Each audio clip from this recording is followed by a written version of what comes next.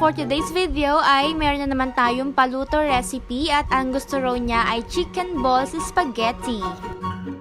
At ayan na nga, mag-start na nga tayo. Una muna ay ipiprito natin yung mga chicken balls. So okay lang kung half cook lang muna kasi isasama naman natin yan mamaya sa sauce. Sa same pan, binawasan ko lang yun ng konting mantika at doon ko na rin ginasa yung sibuyas at bawang. Sinunod ko na rin yung hotdog at saka yung ating mushroom. Nagsisa na rin ako ng salt and pepper tapos nilagay ko na rin yung carrots. At pagkatapos ay ilalagay naman natin ng ating cheese. So again, sa gisa pa lang nagalagay na ako ng cheese. So kayo nang bahala kung saang part kayo ng spaghetti nyo kayo maglalagay. At nung medyo nagmelt na nga yung cheese ay inilagay ko na rin yung ating spaghetti sauce. So Filipino style pala yung ginamit ko dyan.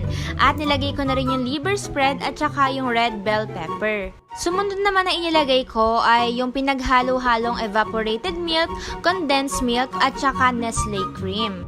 O diba na overpower ng pagkaputi at nakalimutan ko nga maglagay ng ketchup. So konti lang kasi ayaw naman natin ng masyadong maasim. At sa mga pagkakataon na to ay naghahanap ako ng annatto seeds para dagdagan pa sana yung konting pula at nakalimutan ko namang i-video. So pasensya na kayo. At syempre isasama na natin ang ating mga chicken balls sa sauce at papakuluin lang natin to ng konti at pwede na yon. At ayan, ready na ang ating spaghetti at i-roast aninang ako ha!